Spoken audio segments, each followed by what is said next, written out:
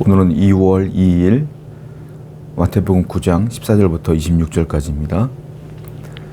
조선시대에는 많은 직업이 있었겠지만 그 중에 곡비라고 하는 직업이 있었어요. 곡비는 말 그대로 곡하는 겁니다. 곡비, 말 그대로 슬픈 노래를 불러주는 거예요. 왜냐하면 조선시대는 효를 강조하는 시대이지 않습니까? 부모님께서 돌아가시면 자녀는 3년 동안 계속해서 부모를 위해서 울어야 돼요. 그런데 3년 동안 어떻게 매일 울 수가 있겠습니까? 그러다 보니까 곡비라고 하는 사람을 채용을 합니다.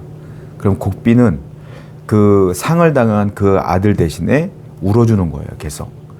맨 처음에는 그 곡비를 돈을 주고 샀을 때는 부모님에 대한 사랑과 효에 대한 그런 마음 때문에 그런 일들을 하게 되었어요. 그런데 시간이 흐르면 흐를수록 이 곡비는 말 그대로 직업이 됩니다.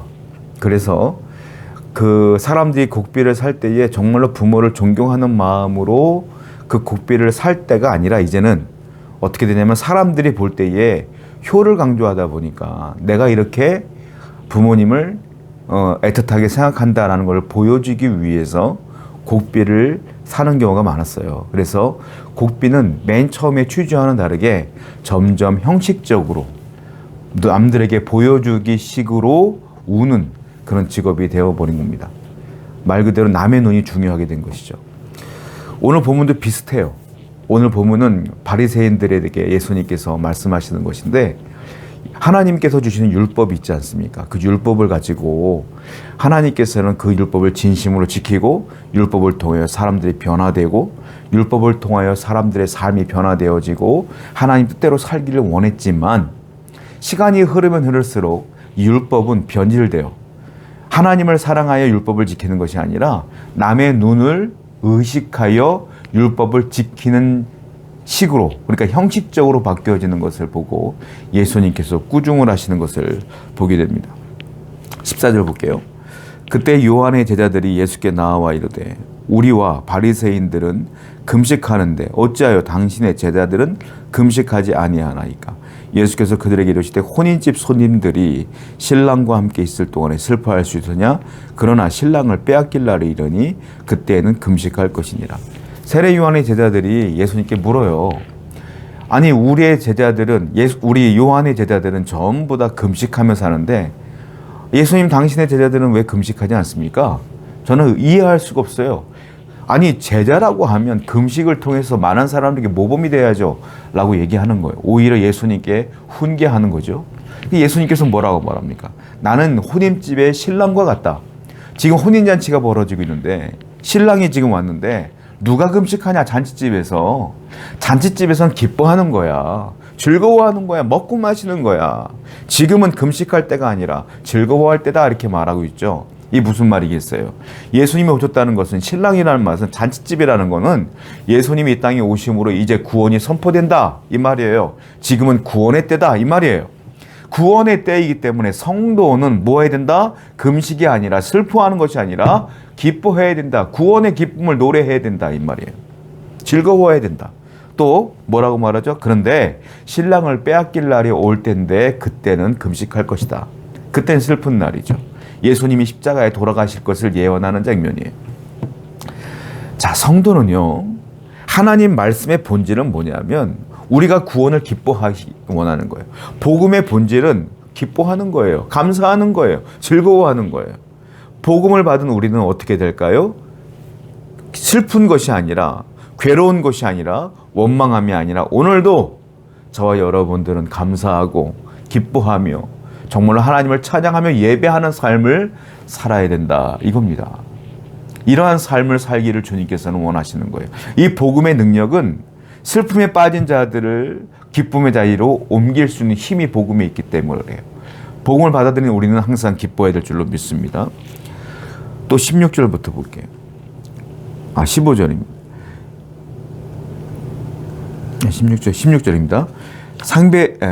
생배 조각을 낡은 옷에 붙이는 자가 없나니 이는 기운 것이 그 옷을 당기어 헤어짐이 더하게 되며 새 포도주를 낡은 가죽 부대에 넣지 아니하나니 그렇게 하면 부대가 터져 포도주도 쏟아지고 부대도 버리게 됨이라.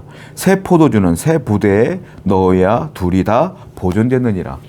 우리가 잘 알고 있는 말씀이죠. 새 포도주는 새 포도 가죽 부대에 넣어야 된다.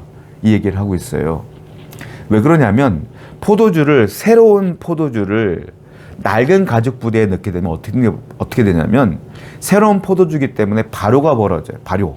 발효가 시작됩니다. 근데 그 발효가 왕성하게 시작돼요. 이제 발효가 시작돼야 술이 되기 때문이죠. 그럴 때에 낡은 가죽 부대는 우리가 잘 알고 있는 것처럼 소와 양, 염소 이런 가죽으로 만드는데 이게 낡아요. 오래되면 이 발효의 팽창을 못 견딥니다. 그럼 가죽 부대가 터져버리죠. 그러니까 새로운 포도주를 넣으려면 가죽 부대도 새로운 가죽 부대로 넣어야 이것이 감당이 된다. 이 얘기를 주님께서는 하고 계시는 거예요. 무슨 말이겠어요? 낡은 생각, 낡은 나의 삶의 모습이 이 복음을 받아들이기가 어렵다는 겁니다. 즉 복음은 어떤 능력이 있느냐? 팽창의 능력이 있어요. 복음은 발효의 능력이 있어요. 무슨 말이에요? 복음은 그냥 포도즙이 포도주로 바뀌는 능력이 있어요. 다른 말로 변화의 능력이 있어요. 그게 무슨 말이겠어요? 복음을 받아들인 사람은 어떻게 된다? 변화가 돼야 된다 이 말이에요. 변화가 되지 않고서는 이 복음대로 살아갈 수가 없는 것이에요. 복음의 능력은 변화의 능력이 있고 복음은 우리의 삶의 변화로 나타나야 된다. 성도 여러분, 우리가 예수 그리스도를 믿으면요 어떤 일이 벌어져야 되냐면 변화되어야 돼요. 우리가 주님을 따르면, 말씀을 따르면 변화의 삶을 살아내야 돼요. 여러분들은 그리스도를 믿고 변화되었나요? 삶의 모습이 그대로 있나요? 우린 변화돼야 돼요. 변화된 것이 하나님도 알고 성령님도 알고 나도 알고 내 주위 사람들도 알아채야 돼요. 이 복음의 능력은 그렇게 하던 것이 당연하기 때문에 그래요.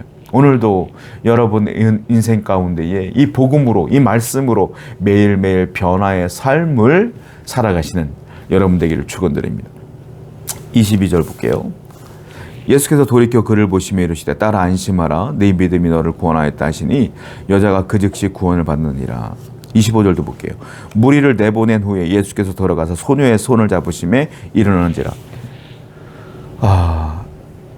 소녀의 손 무슨 말입니까? 이게 회당장의 그 딸을 고치러 가는 장면이잖아요. 고치러 가는 장면 가운데에 중간에 12년 동안 혈루증을 앓던 여인이 예수님의 옷자락을 잡으면 나의 병이 고침받을 거라는 강력한 믿음을 갖고 예수님의 옷자락을 잡죠. 그때 하신 말씀 22절이에요. 네 믿음이 너를 구원하였다. 혈루증이 고침받았어요. 그건 단순히 육체적인 병만 고침받은 것이 아니라 네 믿음이 너를 구원하였다. 이 말은 전 인격적인 육체와 영혼 모두가 구원받았다는 뜻이에요. 뭐가? 믿음이 내 육과 영을 고치는 통로가 된다. 이 얘기죠. 또 25절도 보니까 그 소녀를 잡으심에 그 소녀가 일어났다. 예수 그리스도를 믿는 믿음으로 죽은 딸에게 예수님을 모시고 갔더니 그 예수님이 그를 고치시고 살리셨다. 뭐예요? 변화와 은혜와 능력과 모든 삶의 구원은 통로가 무엇이냐? 믿음이라. 여러분들의 믿음이 여러분들의 육의 문제를 고치고요. 여러분들의 믿음이 여러분들의 영의 문제를 고친다 이거예요. 성도는 그러므로 믿음으로 사는 겁니다. 의인은 믿음으로 말미암아 살리라. 이 말씀을 붙들고 오늘도 어떤 문제가 있던 항상 믿음으로 주님께 나아가는 여러분 되기를 축원드립니다. 기도하겠어요. 하나님 아버지 감사합니다. 항상 기뻐하는 삶을 살게 하시고 믿음의 삶을 살아내 항상 변화된 삶으로서 주님께 나아갈 수 있도록 인도하여 주옵소서. 예수님의 이름으로 기도드렸습니다. 아멘.